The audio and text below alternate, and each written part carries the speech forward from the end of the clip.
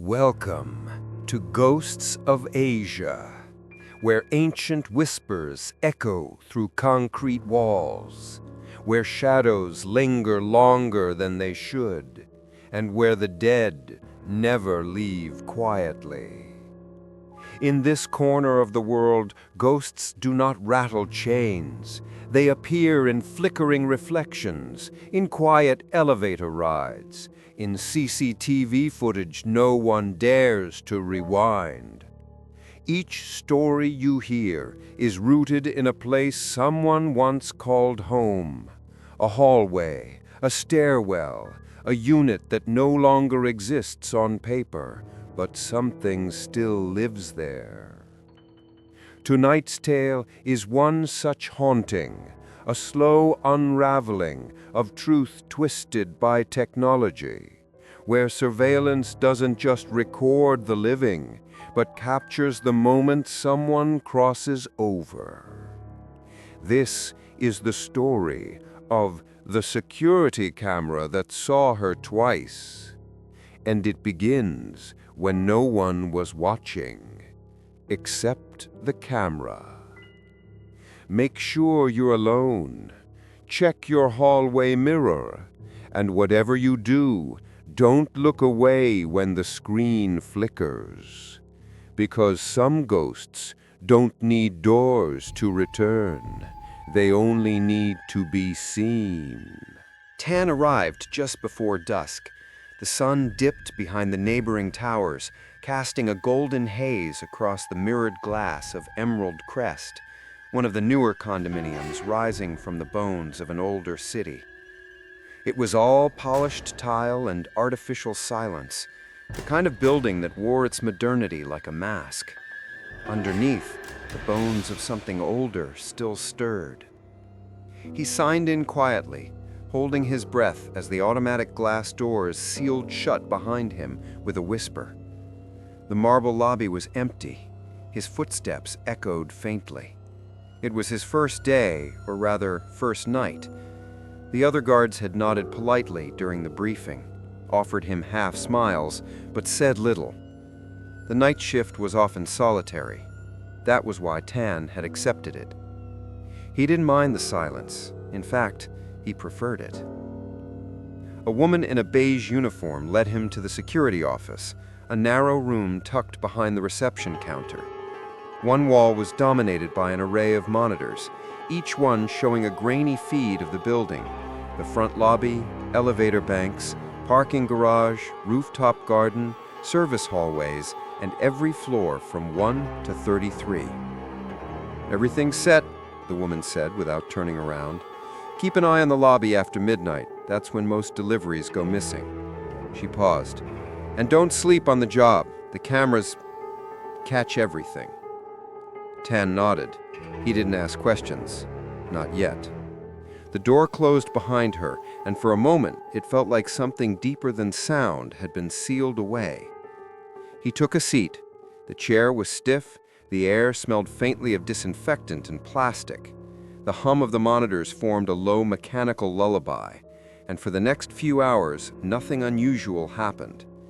Residents passed in and out. A delivery rider left a bouquet at the lobby desk. An elderly man walked his dog, the same path every evening. A maintenance worker changed a bulb in the hallway of the 11th floor. Tan watched it all, blinking less and less. By 2:47 a.m., even the insects outside seemed to have stopped moving. The feeds were still. Most screens showed only the sterile halls of the building, washed in bluish light. A plant quivered in the breeze of the air conditioning unit near the rooftop garden. A janitor wiped the glass of elevator B with hypnotic repetition. And then, at exactly 3:13 a.m., something happened. A flicker. A blink. Then static. Camera 3, the one facing the hallway on the 22nd floor, glitched. The screen turned to vertical bands of white and black for precisely 1 second before stabilizing. Tan leaned in, instinctively tapping the side of the monitor as if that would help. The image returned, sharp and still. The hallway was empty. No movement, No shadow, nothing. He rewound the feed. Nothing seemed off except that brief glitch. He watched again. At 3:12:59 a.m., the lights overhead flickered. Then came the distortion like the camera had blinked. He shrugged and made a mental note. Possible issue with cam 3. He would report it to the morning staff. By 4:15 a.m., his eyes were heavy. He took a sip from a paper cup of lukewarm vending machine coffee. The cameras had returned to stillness. The night felt padded, wrapped in something heavier than silence. Just before dawn, he noticed something peculiar again. In camera 1, the front entrance, there was a smudge on the glass door. Faint, like the impression of a handprint, but too high up for a child. Tan adjusted the angle remotely, but the print had already faded. Maybe condensation, maybe nothing.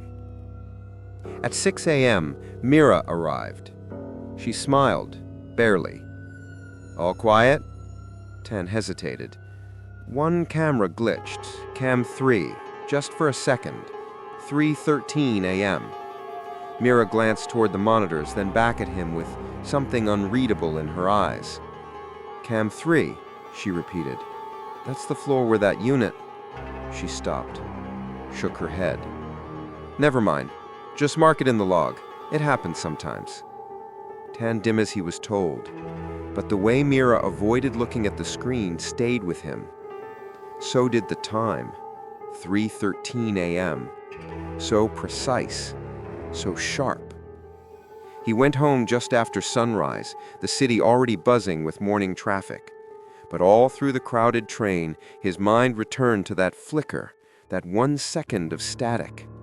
The kind that cameras only make when something interferes with them. Something not quite alive, not quite real, but just real enough to be seen. The next night began like the last. Quiet, clinical. Tan arrived 10 minutes early. The same security badge, the same vending machine coffee, the same low hum from the cluster of monitors filling the cramped room with artificial warmth. Nothing in the air suggested that something was watching, but something was.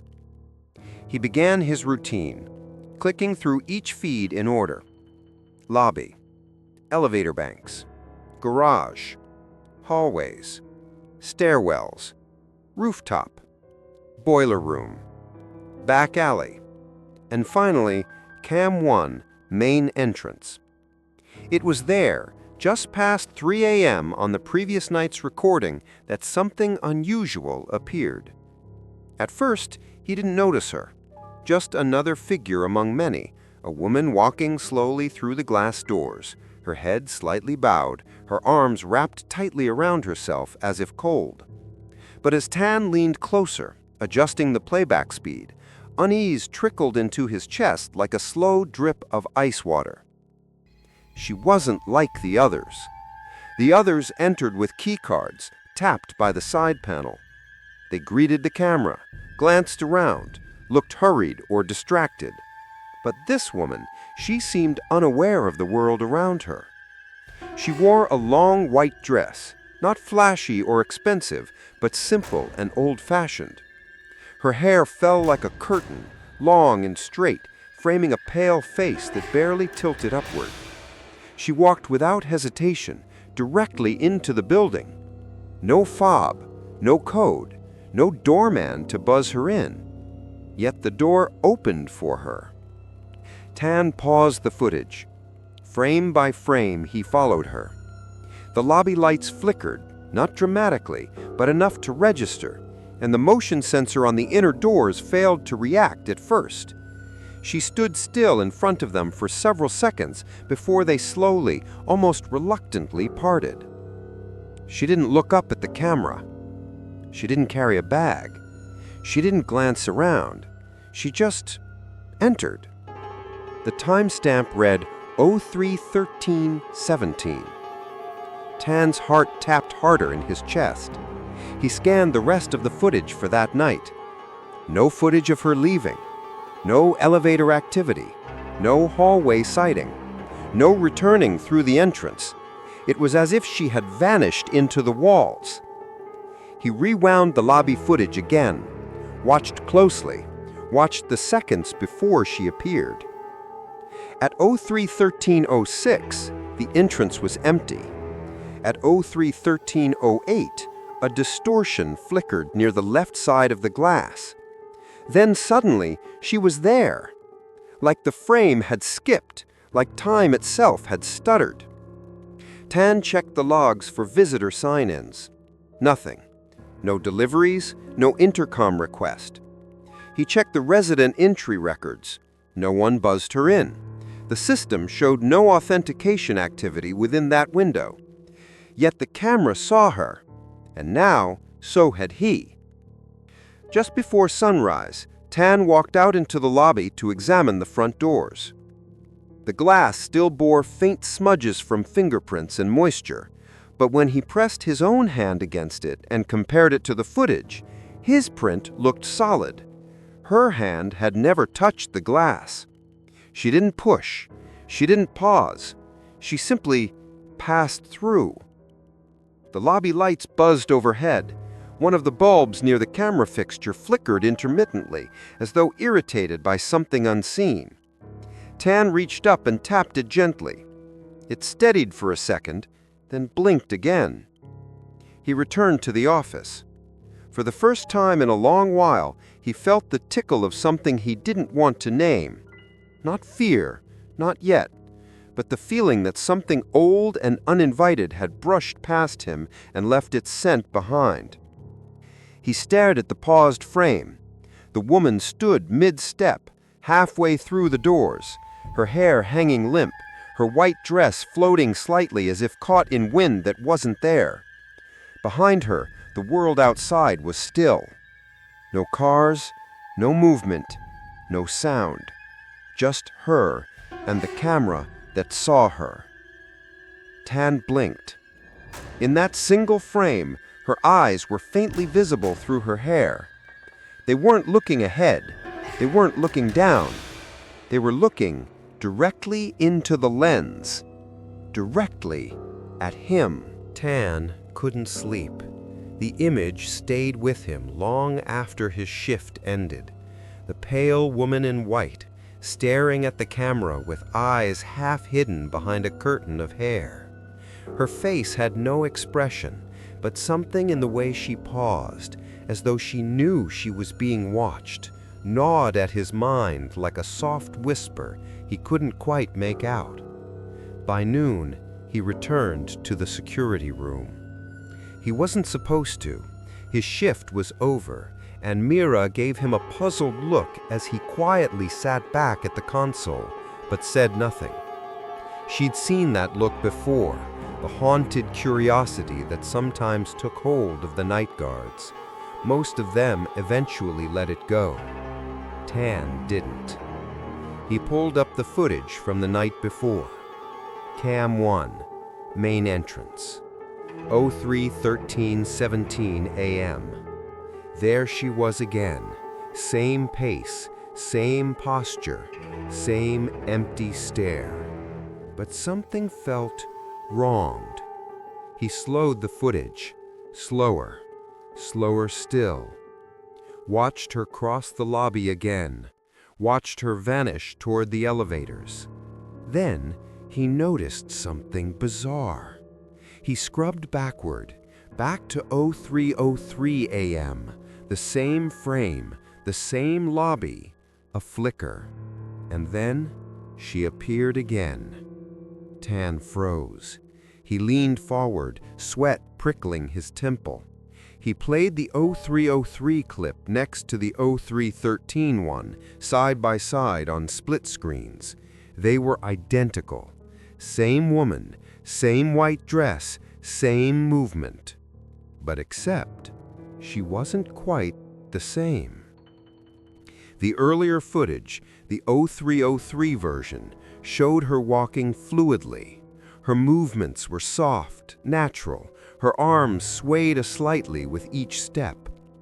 But in the later clip, at 03:13, Her arms stayed tight against her sides. Her feet moved oddly, like they barely touched the floor. The motion wasn't a walk. It was closer to a glide. A 10-minute gap. 2 identical entries. 2 versions of her. Tan felt something cold gather in his chest. This wasn't a duplication error. It wasn't a system glitch. The timestamp logs were intact. The camera hadn't repeated itself. She had entered twice. The same woman, the same clothes, the same hour. But subtly, chillingly, not the same. Tan zoomed in on both images. Her hair, her shoulders, the curve of her neck, even the angle of her fingers. In the first, they looked tense. In the second, they dangled lifelessly. In the first, her feet made contact with the polished floor. In the second, they barely did. He checked the entry logs again. Still no visitor passes recorded. Still no buzz-ins. He opened a diagnostics tool and reviewed the system's raw metadata. Buried in the code was something stranger than he expected. Both entries triggered the lobby's motion detector, but only the first entry registered a heat signature. The second? Nothing. It was like the cameras had seen a person, but the sensors had seen a shadow. Tan printed both frames and pinned them on the corkboard inside the office. Beneath them, he wrote the timestamps in red ink. 030308, entry 1. 031317, entry 2. He sat back, eyes never leaving the screens. The rest of the building buzzed on with normalcy. Residents collected packages, cleaners vacuumed carpets. The world outside spun forward as it always did. But somewhere in the building, someone entered twice, once with warmth, once without. He thought about the way she stared into the camera. And the second version, she didn't look into the camera at all. She didn't seem aware, didn't seem conscious, didn't seem alive. Tan flinched as the lobby doors hissed open behind him. A delivery man stepped in, holding a bag of food, glanced around, then approached Mira's desk. Tan turned back to the monitor. 031317 a.m. The second woman, the lifeless one, disappeared behind the elevator. But the system logs showed no elevator activity at that time. No button press, no floor selected, no doors opening. She had vanished into a hallway that had no record of ever receiving her. Tan scribbled a new word below the timestamps. Version 2 equals post-mortem. He didn't know what made him write it, but deep inside, something already believed it. Morning brought no peace. Tan left his shift with the weight of the 2 time-stamped entries pressing against the back of his eyes. He didn't speak on the train ride home. He didn't sleep when he got back to his rented room. Instead, he stared at the blurry printouts pinned to his wall, the 2 frozen images of the woman entering the building 10 minutes apart. He had to know more. That night, he returned early again. Mira gave him a look, but didn't question him. The unspoken understanding between night workers had already begun to form. People who live in the shadows of society, guards, cleaners, late-night clerks, rarely ask about each other's obsessions. By 2 a.m., Tan was already back in the chair. The cameras hummed softly, surrounding him like cold eyes that never blinked. Then, just after 2:45 a.m., a knock came at the glass panel by the lobby desk. A delivery rider stood outside, holding a small, flat package wrapped in brown paper. Tan buzzed him in. The man stepped inside, removed his helmet, and tapped the label. "Delivery for Unit 22B, no name listed," he said. Tan blinked. 22B? "That's what it says," the man shrugged. Tan took the package and examined it. No sender, no return address, just an apartment number written in neat, almost delicate handwriting. 22B. Tan placed it on the desk and turned to the system directory. He typed in the unit number and hit enter. No active resident. He refreshed the database, searched the building's registration records. The same result. Unit 22B, vacant since 13 months. The system listed it as unavailable due to pending renovation. He tried to recall if he'd ever seen anyone go in or out of that unit on the camera feeds. No memory surfaced, not even during his obsessive rewinds of the woman in white. And yet, he remembered something. Her second entry, 0313, the one where she moved stiffly. She didn't go straight to the elevators. She walked past them, toward the north wing hallway, toward the 22B corridor.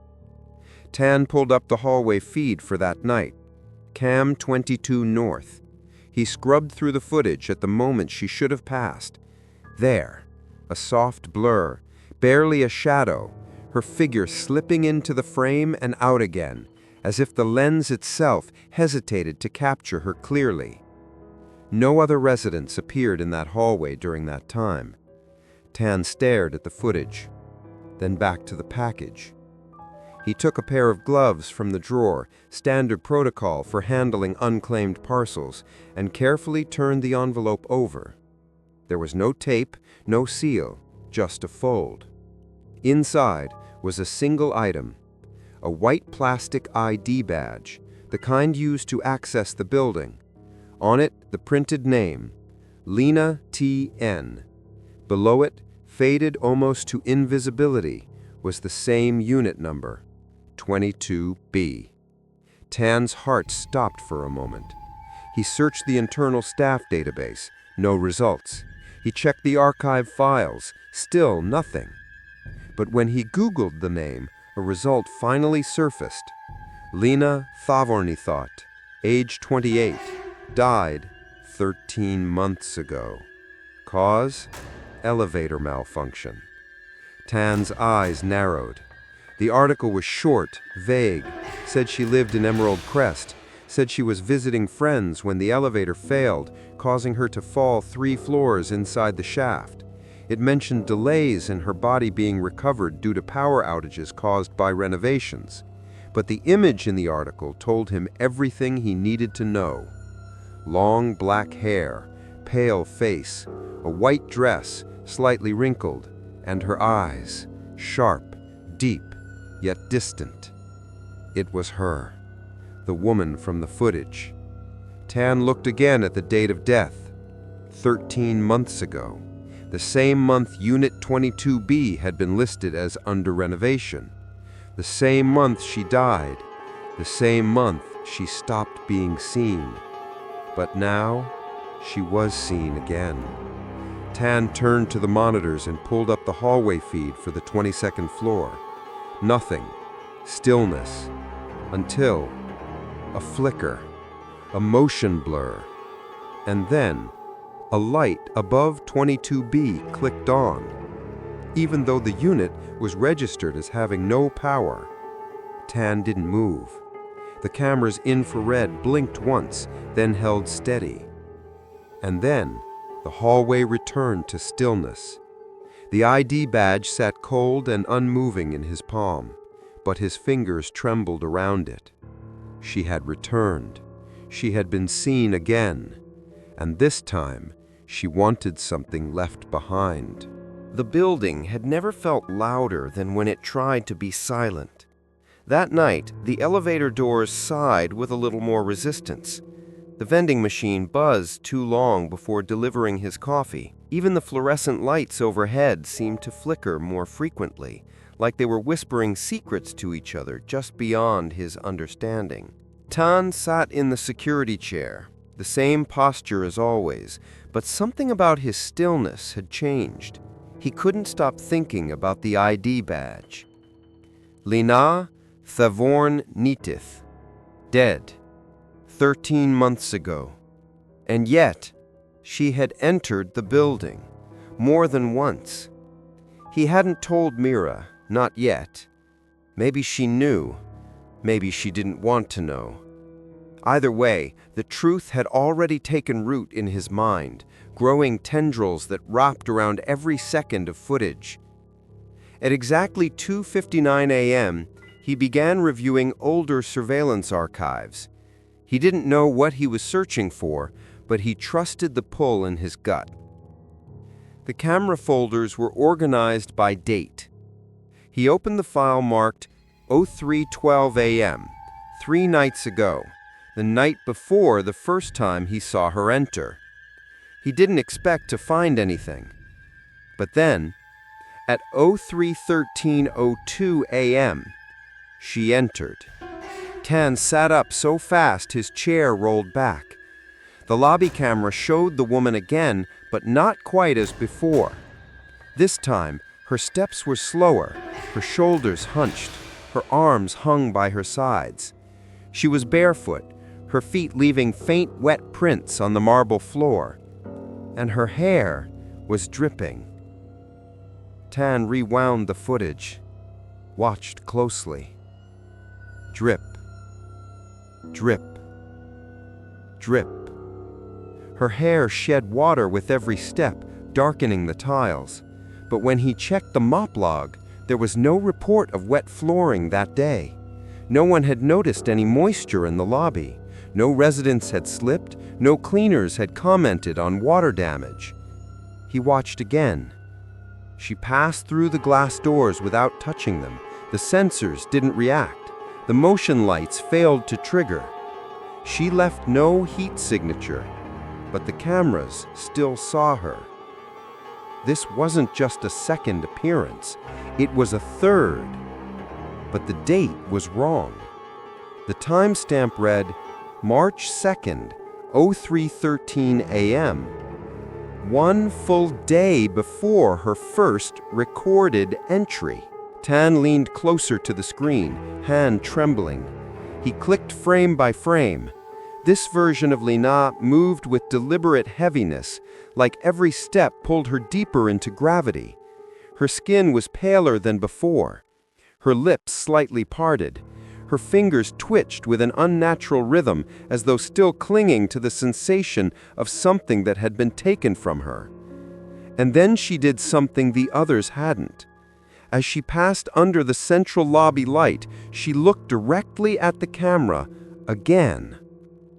But this time, she smiled. It was the faintest curve, the kind that should never exist in the face of the dead. Not joy, not relief. A knowing smile. One that said, "You're watching me now, but you were always meant to." Tan felt something press down on the back of his neck. He turned sharply. No one was behind him. The air conditioning vent above buzzed gently, harmless. He stared back at the screen. Drip, drip, drip. The water from her hair pooled behind her, but on the real lobby floor, there was no stain, no puddle, no record. Just footage, just pixels. And yet, he knew it was real. He pulled up all camera footage from the past 5 days, searched each night, and like a whisper in reverse, the pattern emerged. 3 entries, 3 appearances, all at exactly 3:13 a.m. 1 barefoot, 1 natural, 1 stiff and gliding. He cross-referenced the timestamps. 03:13 a.m., March 2nd, barefoot, dripping. 03:03 a.m., March 3rd, warm, natural. 03:13 a.m., March 3rd, cold, rigid. It didn't make sense.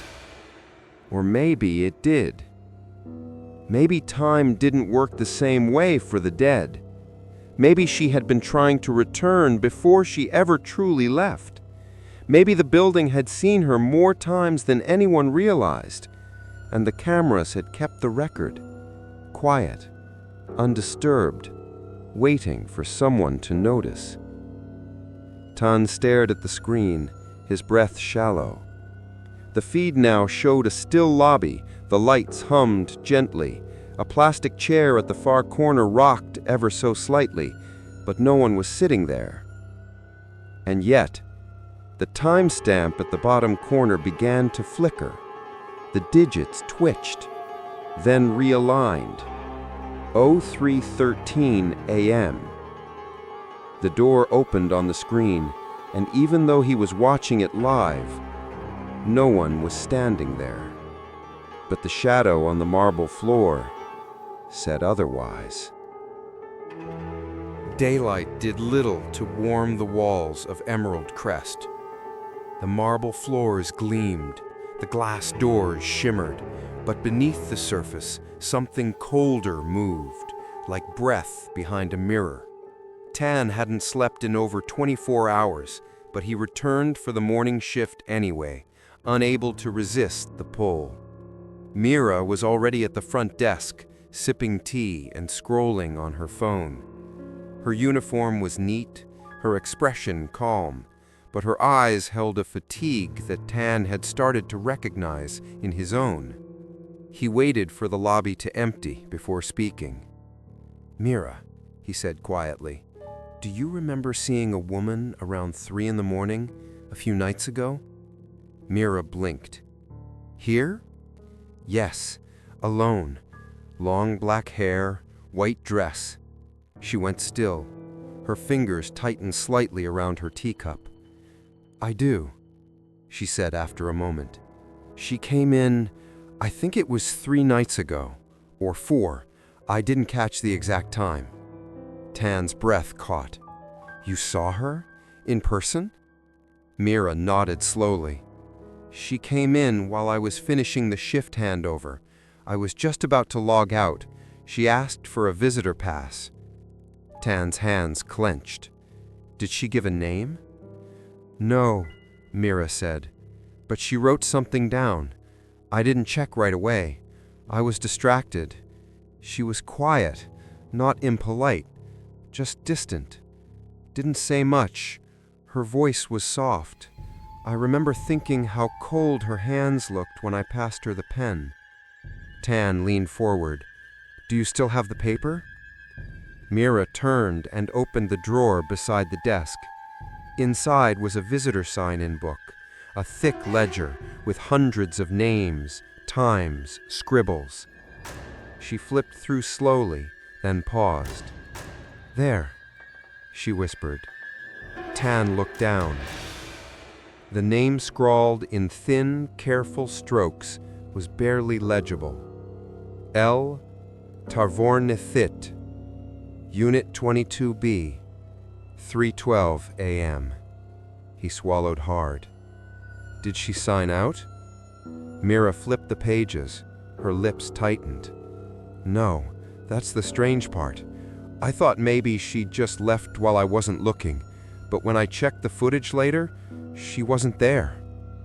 Tan stared at her. "What do you mean?" "I checked the camera, camera 1. I saw her enter, but there was no footage of her leaving. None. It's like she vanished." Tan nodded. "I've seen her enter 3 times." Mira's brow furrowed. 3? "Yes. 1 barefoot, dripping water, 1 normal, 1 wrong. Her body moved like it wasn't hers." Mira didn't speak for a long moment. Then, slowly, she pulled up her sleeve. On the inside of her wrist was a faint, yellowing bruise. Tan's eyes widened. "She touched you?" Mira hesitated. "When I handed her the visitor pass, her hand brushed mine. It was freezing. I flinched and she grabbed my wrist. Just for a second. Her fingers were strong. Too strong for someone so thin. And when I looked up, she wasn't looking at me. She was looking just above my shoulder, like someone was standing behind me. Tan's skin crawled. He checked the security console, pulled up the archived footage of the exact moment Mira had described. There she was, Lena, reaching out for the clipboard. Her hand brushed Mira's. Mira flinched, but in the frame, something was wrong. Lena wasn't looking down. She was looking through the screen, at a point behind the camera, at someone who wasn't visible. Tan played the footage again, slower this time. As Lena grabbed the pen, a strange blur appeared for a fraction of a second beside her, like a distortion in the air, rippling behind her shoulder. Not a person, not a shadow, more like a memory half-formed. Mira stared at the screen, her breath shallow. I felt something behind me, cold air, like someone exhaled. I thought it was just my imagination. Tan shook his head. No, she's coming back, again and again, always at 3:13, but not always in the same way. It's like echoes of her death keep repeating, but only the cameras know when she's real. Mira swallowed. Why here? She died here, in this building, in the elevator, but she never got to leave. Maybe something unfinished kept her here, or maybe someone called her back. Mira looked at her wrist again. The bruise hadn't faded.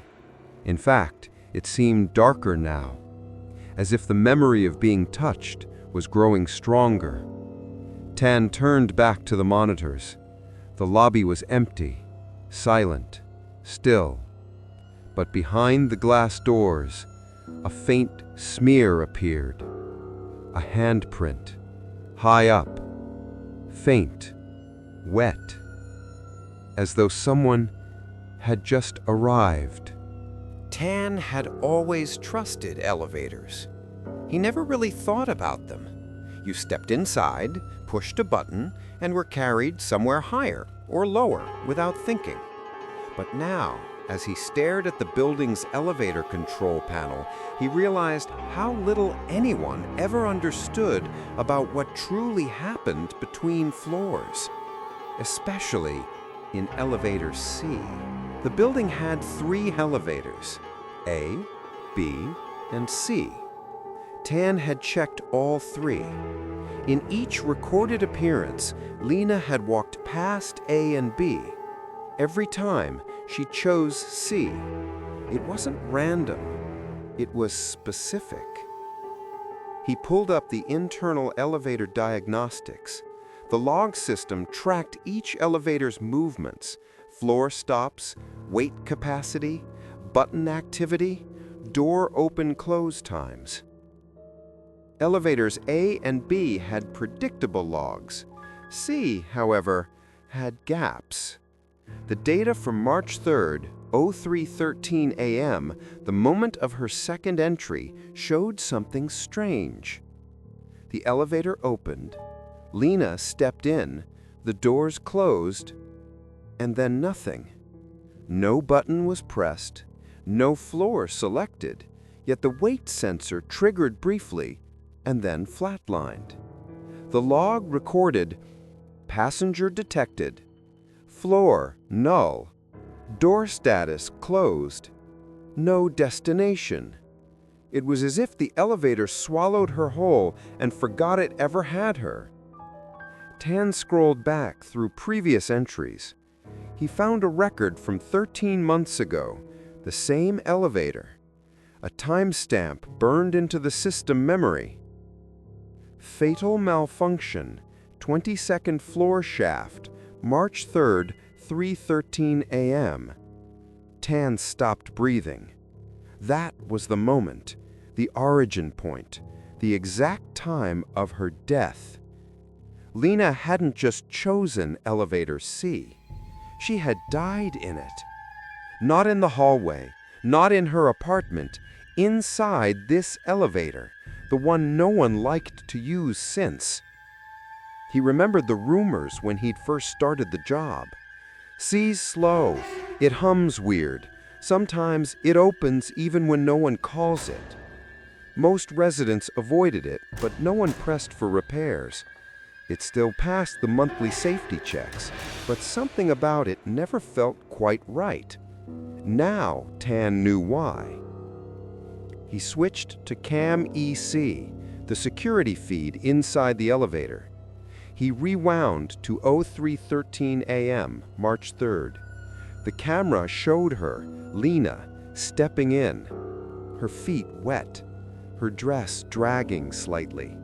She stood motionless for 10 seconds. Then, without touching the panel, the elevator doors closed, and the lights inside dimmed. Not flickered, not failed, dimmed as if the system itself had hesitated. Then, something impossible. The screen pulsed, static for 2 frames, and in that instant, there were 2 figures inside. Lena stood at the front of the elevator, and behind her, facing the rear wall, was another silhouette, blurred, faceless, barely outlined in blue static. Tan froze the frame. The second figure was taller, male maybe, head tilted slightly, unmoving. Then the screen cleared, and Lena was alone again, but the lights stayed dimmed, and her face had changed.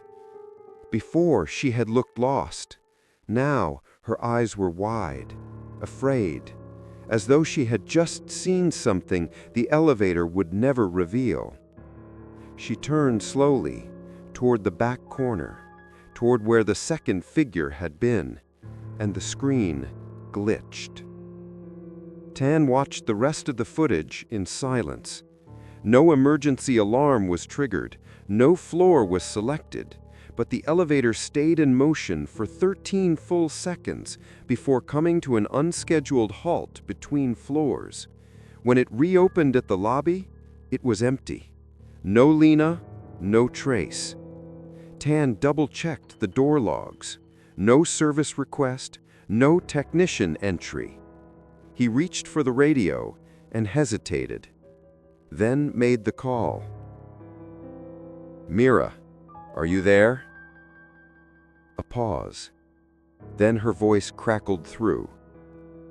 "Yes?" "Don't use elevator C tonight." Another pause. Then, "Understood." Tan leaned back, cold sweat sticking to the back of his neck. He had always thought elevators carried you from one level of life to another, but maybe some of them weren't elevators at all. Maybe some of them were doors, and maybe one of them never stopped descending. It was 3:12 a.m. Tan knew the time without looking. His body had begun to recognize it, like an internal alarm set by something older than memory. The air in the security room always changed around then. He could feel it. He leaned forward, eyes scanning the lobby feed, then the hallway on the 22nd floor. Nothing yet. Just humming fluorescence and stillness, too still to be natural. He reached for his tea, the steam long gone cold. And then, brrrr. The intercom buzzed once. Just once. Short. Sharp. Then silence. Tan stared at the glinting red light on the panel. It read, "Incoming call, Unit 22B." His throat tightened. That unit had no power, no registered resident, no wiring connected to the new system. He had checked twice. And yet, the call had come through. The light blinked again. Accept. YN. He didn't want to press it, but his finger moved on its own. Click. The speaker crackled to life, coated in a thin layer of static, and then A voice. A woman's voice. Soft, delicate, just above a whisper, but layered with something else, like it was leaking through time. I came back. A pause. But I wasn't supposed to. Tan didn't breathe. "Who is this?" he whispered. "You saw me. 3 times." Silence again, long, unnatural. Then, "They didn't see me go the first time. The elevator never reached the bottom."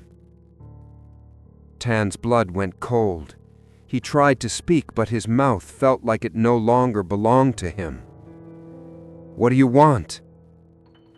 The voice responded with a kind of sadness that felt ancient. "To leave, but the building keeps remembering me." Then static, and the call cut out. Tan stared at the panel. The light stopped blinking. The screen reset. No record, no log, no trace. He pulled up the intercom system history. Nothing. He pulled up the camera for 22nd floor, hallway north, and there, outside the door to 22B, was a small, wet footprint. Just one. Then another. And another. Leading toward the door. Tan zoomed in on the footage. The print stopped right in front of the apartment, then turned around as though someone had entered and then come back out. But the door had never opened. He fast-forwarded 10 minutes. No movement. At exactly 3:23 a.m., the hallway lights flickered and the prints were gone. Not smeared, not cleaned, just vanished. Tan stared at the monitor for a long time, then checked the intercom panel again. This time there was no call, just a faint sound. Drip, drip, drip. Water, somewhere inside the wiring. He reached for the security logbook and wrote a new note in bold, shaking letters. 3:13 a.m. Unit 22B intercom call. Voice ID, Lena, stated she wasn't supposed to return. Elevator may be anchor.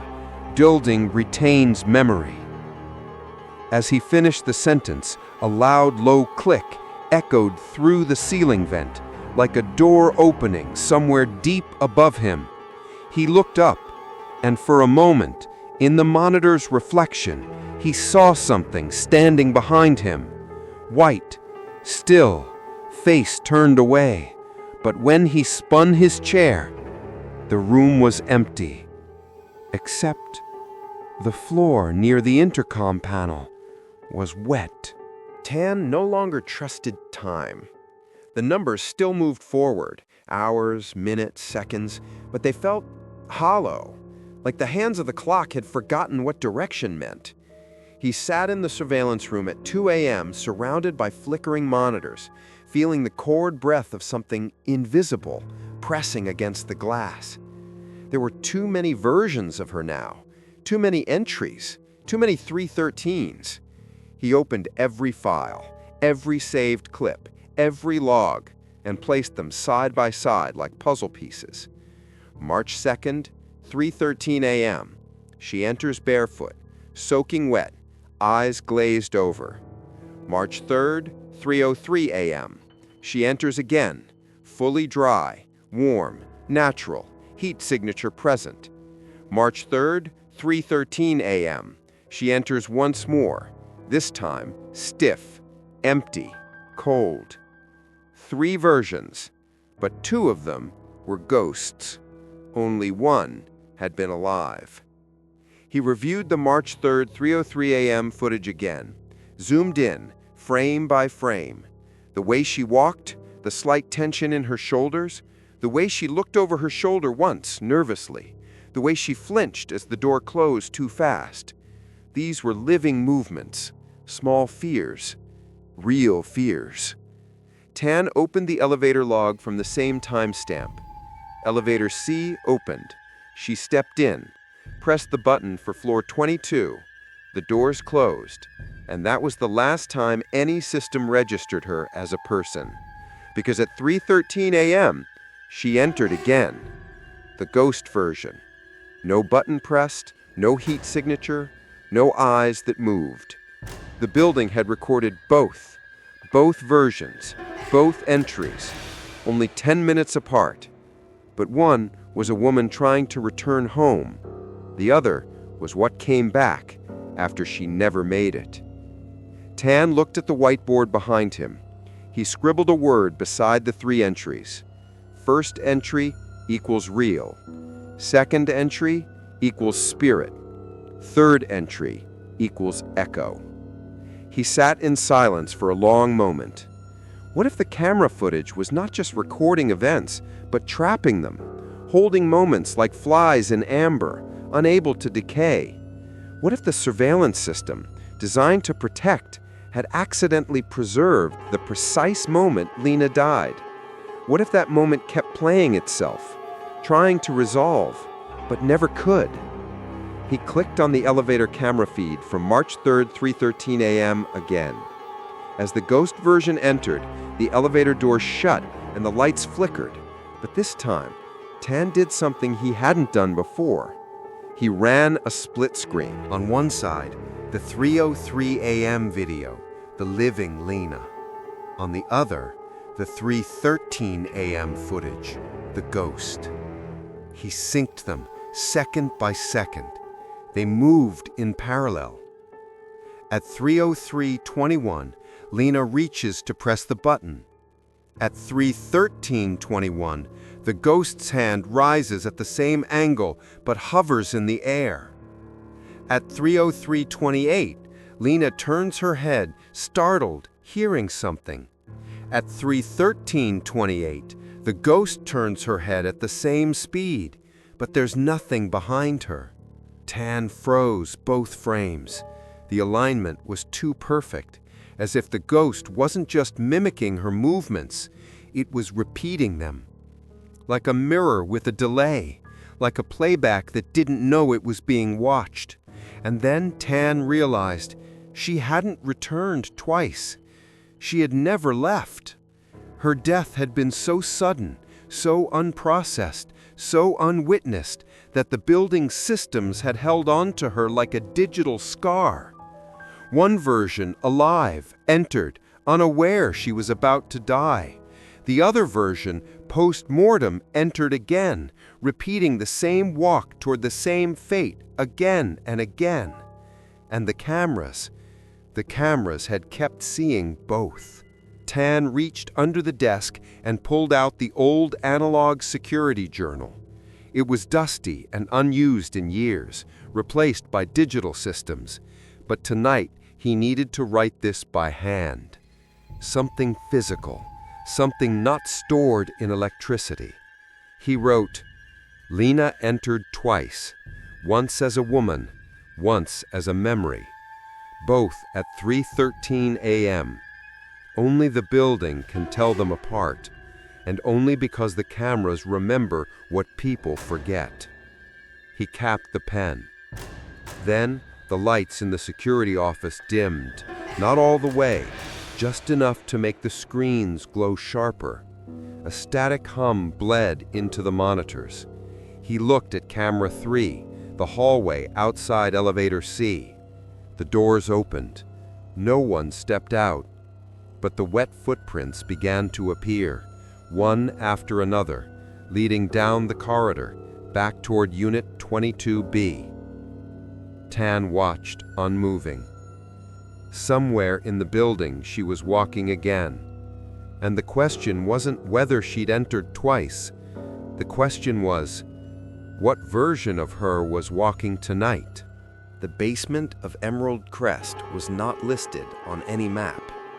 Tan had seen it only once, on the schematic pinned behind the maintenance room's Hughes box. It was labeled simply B2, Storage/Utility, Access Limited. Below even the parking levels, past the boiler and generator rooms, it was a place that didn't exist for residents. But the building knew it was there. And now, so did he. It began when he noticed heat flickers on the thermal camera feed, an extra layer Mira had quietly installed months ago after a few nighttime break-ins. One camera covered the B1 stairwell, another pointed down toward the hidden door at the end of the sub-basement corridor. Normally, it showed nothing but cold metal and concrete. But tonight, at 3:13 a.m., the temperature reading spiked, briefly, sharply, then dropped again. Tan rewound the footage. Nothing was visible on regular night vision, but the thermal overlay told a different story. A trail of warmth, like footsteps, leading into the sealed hallway. Then a sudden bloom, like a flare, beneath the camera. Then darkness. He decided to go down there himself. The elevator didn't go to B2, but there was an old access stairwell past the water tanks. He took the master key card, checked his flashlight, tucked a printed photo of Lena into his pocket for reasons he couldn't explain. The door to the stairwell groaned open like it hadn't been touched in years. The air was colder, wet, muffled. Each step down felt deeper than the one before, as if he wasn't just descending through floors, but through time. He reached the metal door at the bottom.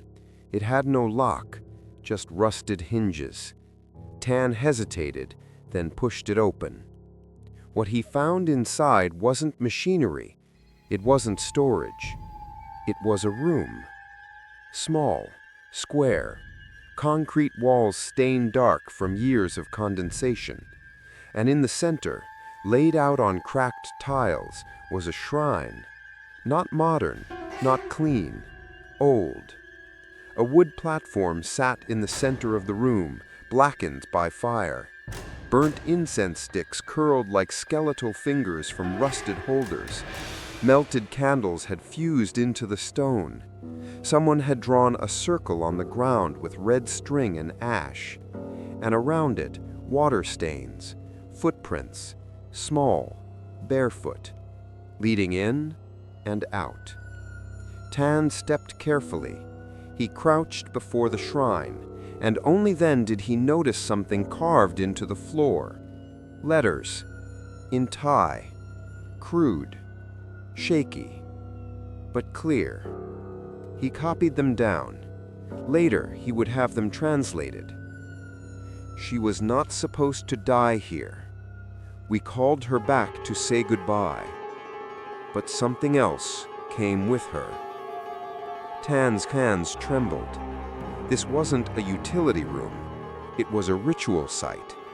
Someone, maybe the old guards, maybe residents long gone, had tried to perform something here. Not an exorcism, not a cleansing. It was a summoning. He looked around, found fragments, burnt jasmine petals, a photo half-charred, a woman's scarf sealed in plastic, blackened but still faintly floral. Offerings, personal ones, objects of attachment. They had tried to call Lena back, to give her a final goodbye, but they hadn't finished, or didn't know how, or worse, had called back more than just her. Tan stood, suddenly aware how far underground he was. The silence pressed against his ears like deep ocean pressure. No hum of lights, no buzz of electricity. Then, he heard it.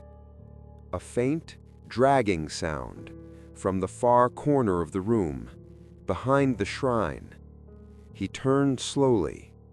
There, half hidden by shadow, was an old service elevator shaft. Its doors were half open, and inside, water glistened. Tan stepped forward, shined his flashlight down the shaft. There were no cables, no box, just empty space. And at the very bottom, he thought he saw something white, a dress, floating, turning gently in the stale air. Then, without warning, his radio crackled to life. Mira's voice, shaken, barely audible. "Tan, someone just came through the lobby again. It's her." He swallowed. "When?" "Same time, 3:13, but she asked for you." Tan stared into the black shaft. "I'm already here," he whispered. The first thing Tan noticed was the mirror. Not the footage, not the hall, not the movement, the mirror. It was installed at the far end of the 7th floor corridor, standard safety protocol to prevent blind spots. He had seen it 100 times before. A curved, convex dome reflecting pale light and distant movement, warped at the edges. But tonight, it didn't warp. It repeated. Tan sat alone in the security room, the air thin and sour after his return from the sub-basement. The photograph of Lena, now damp with sweat, sat curled at the edge of the desk. It was just after 3 a.m. He was scanning through secondary hallway feeds, watching as lights flickered, patterns looped, and stillness clung to every camera like fog. Then, on Cam 7 North, he saw something odd. The mirror. Instead of the usual curvature and compression, the feed showed the hallway reflection in crystal clarity, as if the mirror were a screen. And in that mirror, he saw himself, Tan, sitting at the security desk, watching the monitors. But this couldn't be. The mirror was on the 7th floor. Tan was on the ground floor. There was no live camera feed linked to that mirror, no way for it to reflect the office. He leaned in. The mirror image showed him exactly as he was now, head tilted, right hand on the trackpad, eyes fixed forward. And then, someone else entered the reflection. From behind. A woman. White dress, long wet hair. Standing behind him. Still. Staring. Tan spun around in his chair. Nothing. The room was empty. But on the screen, she was still there. In the mirror, watching his reflection. She didn't blink, didn't breathe, didn't move. Just stood with the weight of death behind her eyes. Tan slowly turned back to the monitor, the room's shadows now pressing in around the edges of his vision. In the hallway feed, the camera shook for a moment, just a ripple, and the image in the mirror reset. No more desk, no more reflection, no more woman. Just the dim curve of the wall, warped light, and silence. Tan rewound the footage, frame by frame, second by second. At exactly 3:31 a.m., the hallway light above the mirror flickered twice. Then the image in the mirror changed from generic distortion to clarity. Tan, the room behind him, the presence behind that. Then static. Then normal again. He played it 3 more times. Each time the reflection showed a slightly different image. First, himself. Second, an empty chair. Third, the women alone, sitting where he should be. Like the mirror wasn't just reflecting space, it was reflecting possibility. The versions of him that could exist, the versions of her that already had. He rubbed his eyes. The room felt tight now. The air tasted old. He opened the security cabinet and pulled out the emergency infrared scanner. It wasn't standard protocol, but tonight, Nothing was. He walked the 7th floor hallway himself, flashlight in one hand, scanner in the other. The mirror loomed at the far end like an open eye. He approached it slowly. The scanner beeped. No heat signatures ahead. He turned to look directly at the mirror. At first, only his reflection stared back. Then, a drop of water slid down the glass. From the top, as if something wet had been watching from above. The scanner beeped again, a faint reading behind him. He turned. No one there. He looked back at the mirror, and this time it didn't show his face. It showed the back of his head, as if someone was watching him from the front, as if he were the reflection now. The scanner chirped louder. Temperature change detected. He looked down. His own reflection was standing still, but his body was shivering. He dropped the scanner and ran, back down the stairwell, back to the ground floor, back to the monitors, back to the cameras that at least told the truth, even if they showed him too much of it. When he reached the security room, the screen for Cam 7 North had gone black. No error code, no signal lost, just a single message on the display. Reflection interrupted, resuming playback. And when the feed returned, the hallway was empty, except the mirror, and in it, no one appeared at all. The server room was never meant to be warm.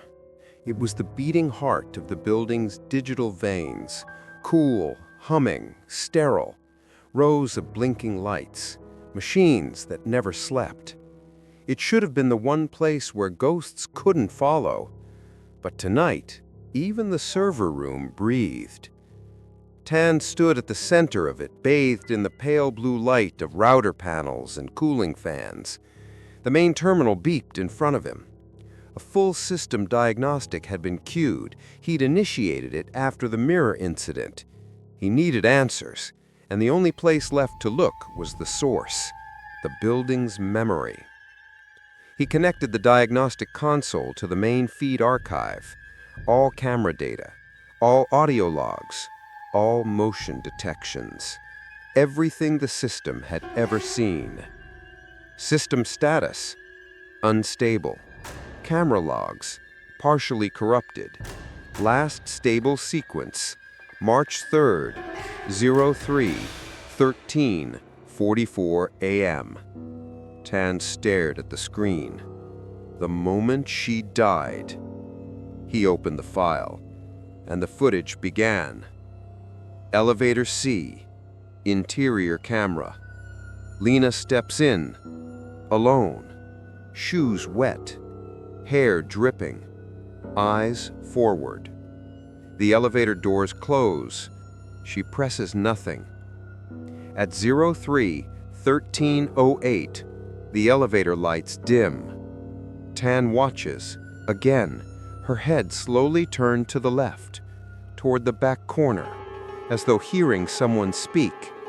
Then, she steps backward, cautiously, one foot behind the other, until she's at the center of the floor. She turns fully, stares at the blank wall, mouth opens slightly, like she's about to say something, and then her body jerks. She stumbles.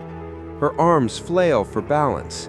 She turns to run, and something pushes her forward. She falls.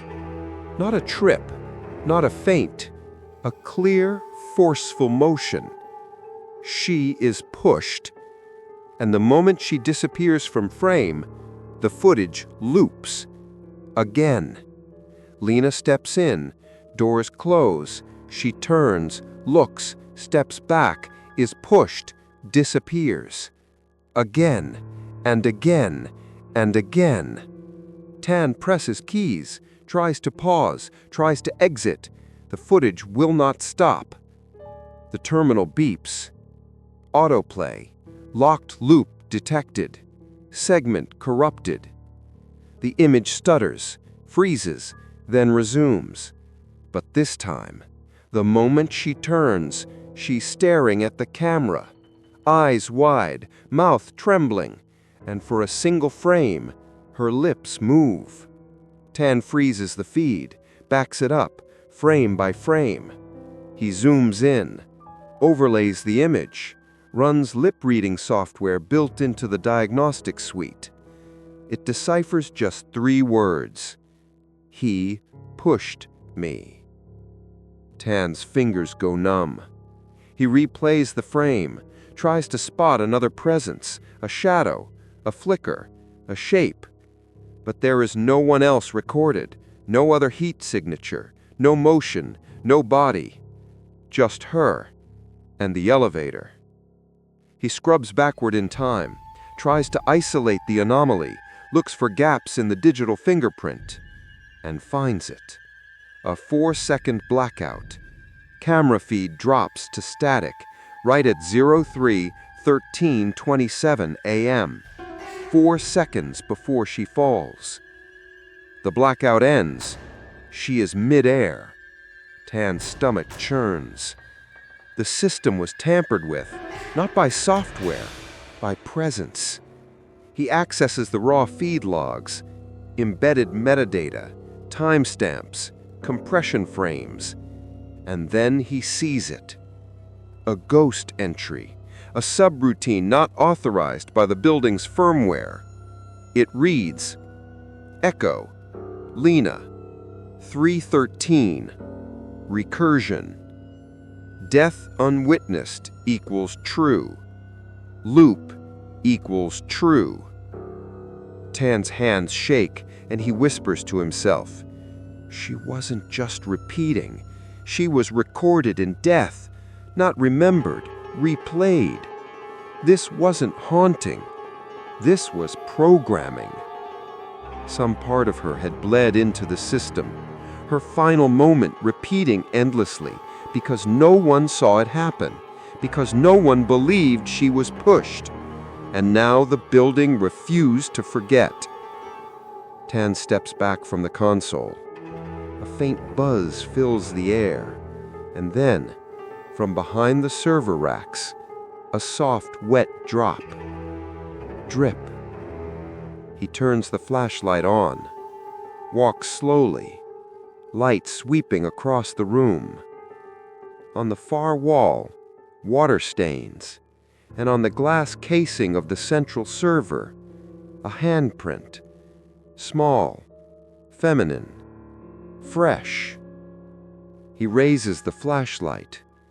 Inside the reflection, his own face, and just behind him, a woman in white, her mouth moving silently, over and over. He pushed me. He pushed me. The screen beeps again. Footage loop ended. Error resolved. Tan turns. The server room is empty again, but on the console screen, a new message appears. Witness registered. Playback released. She may now rest. But as the message fades, another replaces it. New loop detected. Tan, 313. Presence equals. Watcher equals. Replacement pending. And Tan realizes she may be free, but something else now wears his name. Tan didn't remember falling asleep, but when he woke, it was dark, and the monitors were all on. Every single camera feed playing in sync, and every feed showed him. He blinked slowly. His fingers twitched on the desk. His reflection stared back from every corner of the building, hallways, elevator doors, stairwells, even the vending machine mirror near the lobby. And in every shot, he wasn't moving. He was standing still, like a security prop, like a mannequin made to resemble a man who was once alive. The timestamp? 3:13 a.m. On every screen. Tan stood, heart pounding. The room tilted slightly under his feet, like he was walking on a ship in motion. He tapped one feed, Cam 2 lobby, and scrubbed backward. 10 minutes, then 20. And there he was, again. But this time, he was walking, out of frame, carrying coffee, whistling. He didn't remember doing that. He pulled up Cam 5, hallway east. There he was, again, kneeling to tie his shoe, pausing, looking down the hall, speaking to someone off camera. He didn't remember that either. Another feed, Cam 3, elevator C. Tan, entering, alone. He replayed it frame by frame. His hand pressed the button. His mouth moved, like he was greeting someone already inside. Then he leaned back, relaxed. He was in conversation, but with no one else in the shot. He rewound again, slower, pixel by pixel. And there, a faint shimmer, just beside him. A silhouette, brief. Not quite shaped like Lena, but something adjacent. Not her reflection, more like his. Lena had been repeating her death, but Tan was beginning to repeat his life. Moments he didn't recall, conversations he never had, actions he never performed, but the building saw him. The camera saw him, and that meant some version of him had.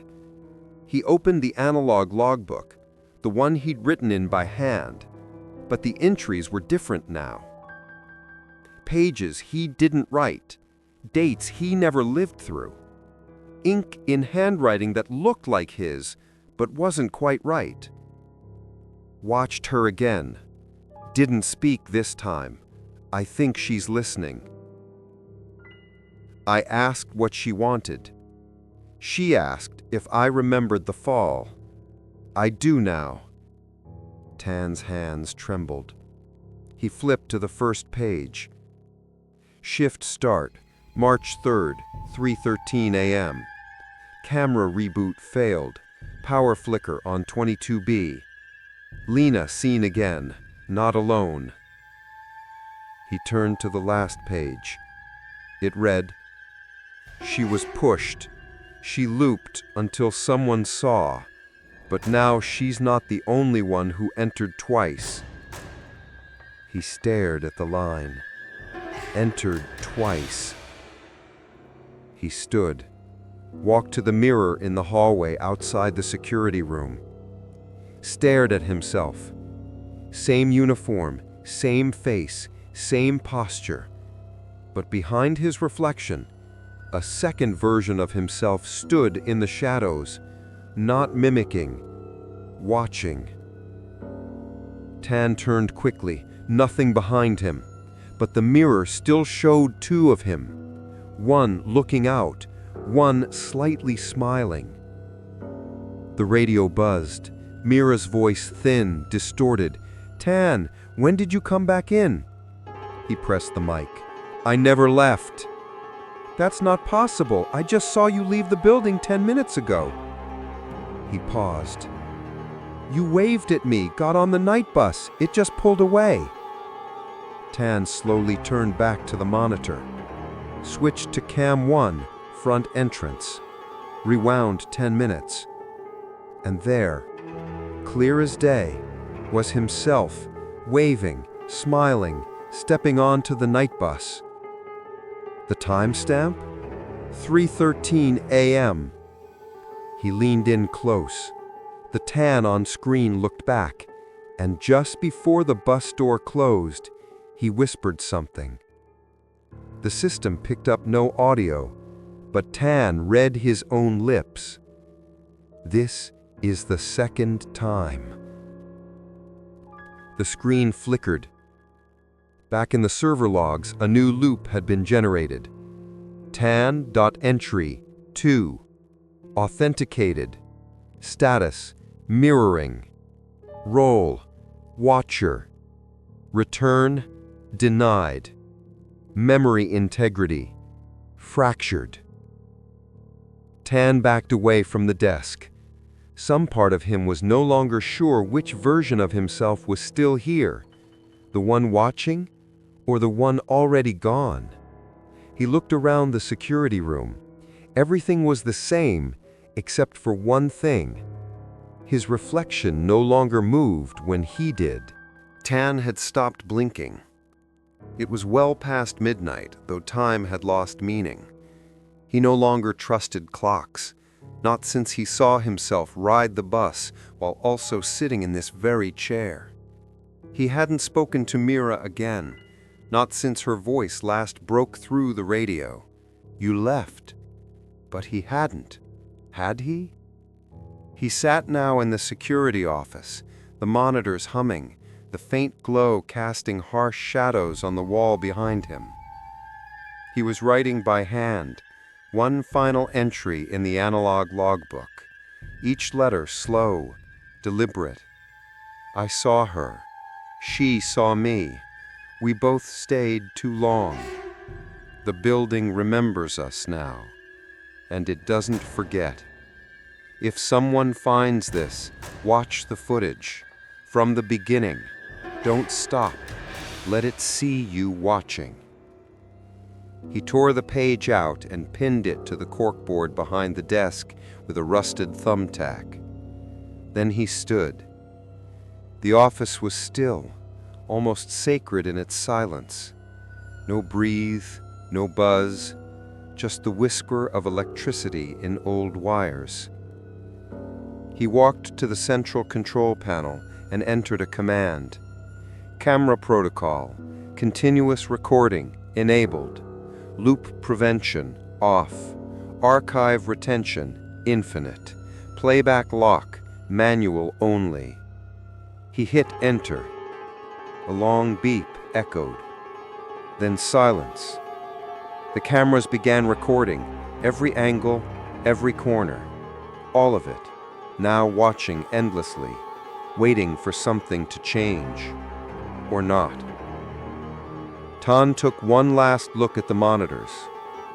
He could see every hallway, every door, every flickering light. The lobby was empty. The elevator stood open, waiting. The mirror on the 7th floor showed nothing at all. He adjusted the camera angle in the hallway outside the office. Then he stepped into frame and walked away. Not fast, not slow. Just enough to be seen leaving. Just enough to give the system a choice, believe he had gone or follow. But as he passed the outer edge of the shot, he didn't vanish. The screen stuttered, and another Tan appeared, already standing inside the office, already sitting back in the chair, already watching the monitor. Tan blinked. The camera confirmed 2 of him, one walking out, one already here. The second Tan tilted his head, leaned forward, and then turned slowly to stare directly into the camera. His expression unreadable. Not fear, not grief, not confusion. Just acceptance. The feed went dark for a half second, then came back. Only one Tan remained. No footsteps, no motion. Just the chair, the logbook, the blinking red light. And on the front lobby feed at exactly 3:13 a.m., the front doors opened.